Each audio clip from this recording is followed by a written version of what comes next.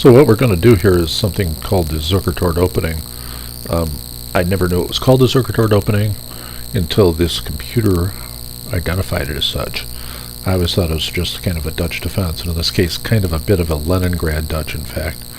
So there are things that I simply can't play unsoundly against, like I have played e5 against knight to f3 as black, but when I face knight to f3 and sometimes c4, I feel obligated to play something like the Dutch and take my f5, I love playing f5 forward in a semi-closed position.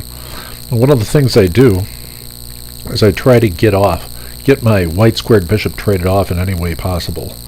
And often white's wise to that and attempts to avoid that. So without further ado, we're going to look at this game.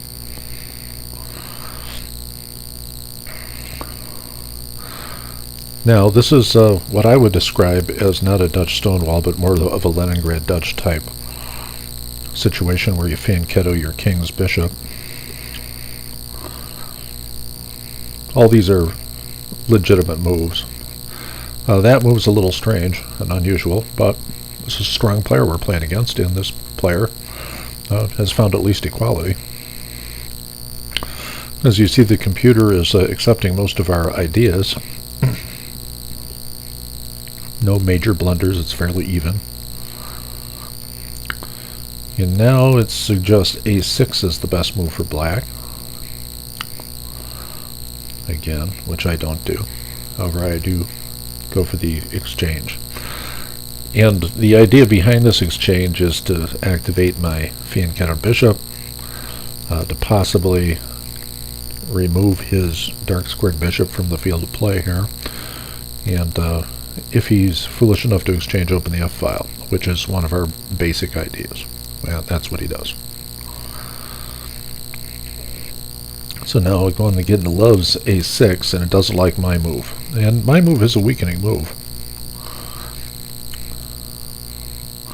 It preferred knight to f5 right away, which I believe that now I play. And there's a lot of things here that are being suggested. Knight takes d4 as possible. I'm going for a developed attack. I don't believe I have enough there to successfully carry out an attack at this point and start sacking. I want to have a couple more pieces involved. Now that move right there is a dreadful move. Now it covers the f2 pawn, I agree. However, blocks in his bishop, and it leaves his rook uncovered and makes all kinds of sacrifices more and more possible. But for some reason I wasn't in the sacrificial mode in this game.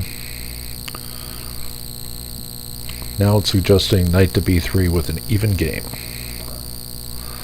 And he moves rook to b1 and gets better than equality according to this. I take, we're getting all kinds of equal situations going here. And now this is considered to be a blunder because he can move c6, undermining my pawn structure and allowing him to get away with all that silly stuff he did with queen to e2. However, still, as you notice, he's only half a pawn up. He pushes, and that's practically an instant loss. So it says here his best move is to sack his knight. He sacks his rook and loses very quickly. And as you can see, this is a lost game now. Knight to b3 is his only hope. He moves back and ends up pinned. So without going through a lot of I played a lot of very inexact moves at this point because I have such a crushing position. And that is a fault of my technique in general.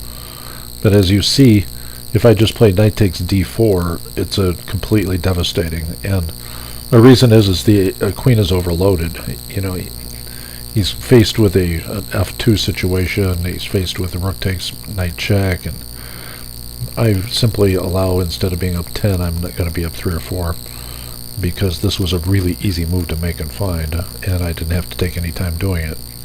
So in those situations, since chess is a timed game, I generally make that sort of move.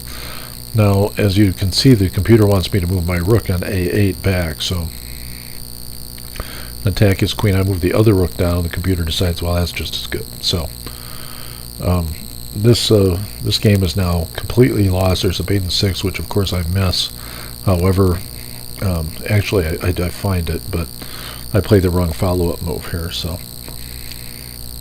this move is a obvious killer shot, and he covers his f-pawn, and I fork his queen. He resigns. So that's the end of this game, and the game fell apart very quickly.